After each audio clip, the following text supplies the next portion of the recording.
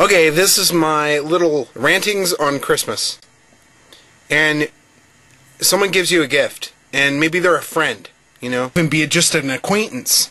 And they send you this perfectly wrapped present, and you open it up, and you're just like, yes, I wonder what it is. And it's like something that you would never, ever own. Okay, it's one of those knickknacks that just drives you nuts.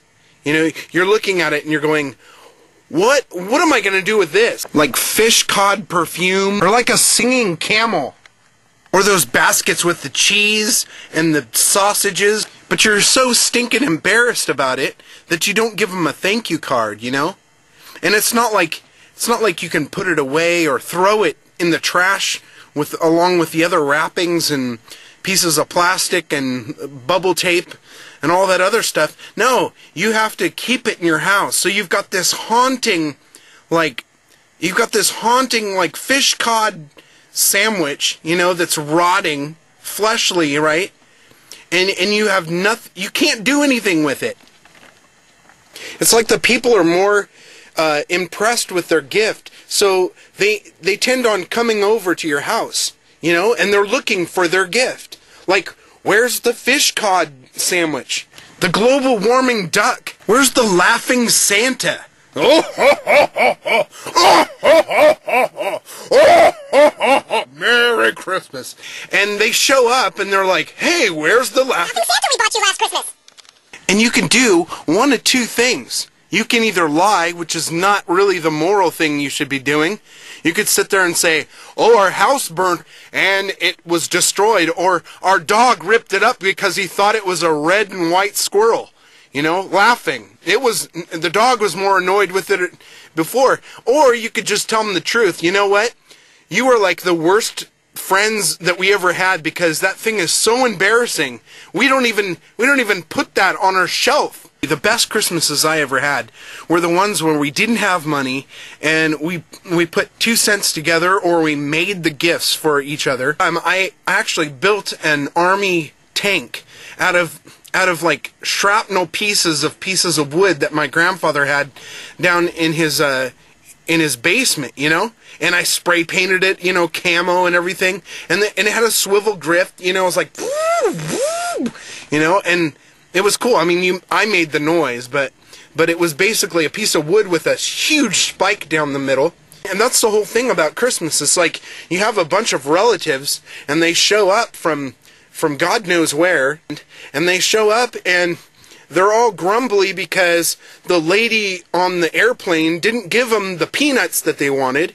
Some old fat chick, you know, had her stuff up on top and it fell and landed on your head when the plane had some turbulence, you know, and then they show up and it's like, hey, let's get a Christmas picture, you know, and so you're all sitting around and you're like all focused together, you're consumed with hey, let's smile, let's fake it, you know, cheesy looking smile, and meanwhile, you know, Aunt Edna is wanting to kill her husband, and the little children want to rip the cat apart.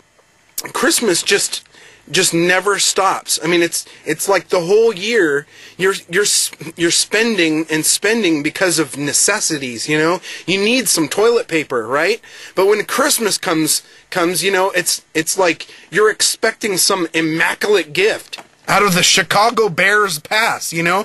Like $1 million thing. Christmas is just materialism. That's all it is. It's just materialism. And I wish we could just look at it plainly enough and say, why can't we just kind of reduce the cost of things, you know? I don't know if you guys ever saw the Little House on the Prairie, the series that was going on, but Little House on the Prairie, I mean, for Christmas, they got socks. They opened up their stocking and they got socks. Okay, and these weren't just like socks down from the general store down in Willow Creek or wherever it was.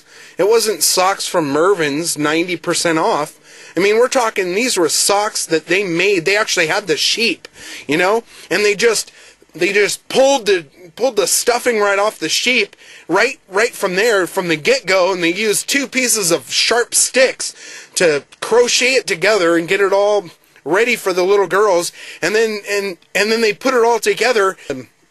Charles, he's trying to make ends meet and going out there and shooting bears and trying to defend his family off from the bratty girl, whatever her name was, with the Goldilocks chick, whatever she was. But anyway, so here they are, and she opens up and she's got socks, and these are not just any old socks. These are wool sheep socks that keep her warm. The worst kind of experience is making a gift for someone that you care deeply for. You worked hard for that thing, right?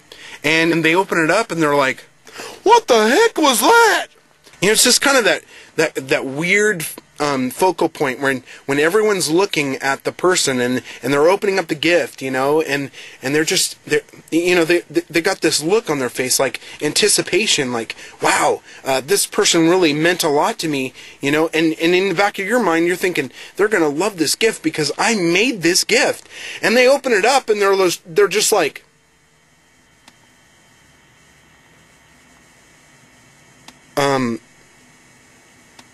what is it? And you're like, oh my gosh, welcome to hell.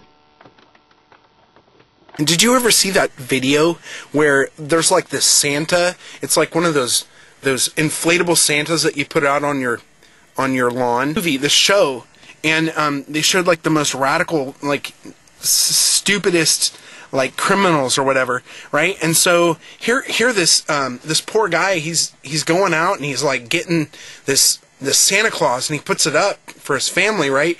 And the next morning it's like shanked, you know, it's like, you know, someone just like ripped into it and just shanked it. And so the poor Santa Claus is not fat anymore. I mean, he went from, you know, a size 300 to now like B, you know what I'm saying? We're watching this show, right? And so this person is like so mad that their poor Santa keeps getting shanked. I mean, he taped it up with masking tape and everything, and so then he puts a video camera out there, right? Okay, so this person has an addictive personality. I mean, they must absolutely loathe Santa Claus, or they just love shanking things, you know, or they love just destroying things, or they're so bored because they live where the sun doesn't shine, you know. I mean, try Alaska, whatever. But anyway, the video, right? They show the video, and what do you know? It, right? And he's just pile driving it with some knife or hammer or something. He's got some chisel or something, and he's just beating the tar out of the Santa Claus and ripping him to shreds, right? And they got it on video camera, and they finally they caught him, and they took him to court. It's like I can just get this kid, right? He's in court, and they're testifying against him that he was the one that shanked the plastic inflatable Santa Claus. I mean, imagine having that on your record. You've got, like, you know, a 187, you know, you've got breaking and entering, you've got, you know, like Grand Theft Auto, you know, and here, oh my gosh, he just shanked a Santa Claus, a fake Santa Claus, not a real one, but a fake one. I don't know what to say. That's crazy. I just don't get it. I mean, and just think about the logic of a Santa, right? I mean, the guy lived like 400 and something years ago. Okay, so this guy has to have been sipping on some serious, like, eternal water or something. I mean, he must have found the fountain of youth and just was pounding that every day, okay, to be in perfect health. Having to deal with the FAA and the airports and all the airplanes that are flying are crazy, and he's got a jockey for position. I've got to get over Chile, you know, so I can drop a load on the boys and girls down there in Chile. And then he's got reindeer. I mean, reindeer are like the rejects of deer and like antelopes. I mean, what the heck is a reindeer? Seriously. So good old Santa, he's in the good old United States. He's like, just in Los Angeles, there's over, what, 4 million people. There's 4 people in one house. That's 1 million houses he has to go to. Okay, just calculate that from him being at the North Pole, especially to Los Angeles, right? And he's going through chimneys, and drop in a whole bunch of GIFs. Less than a millisecond makes no sense.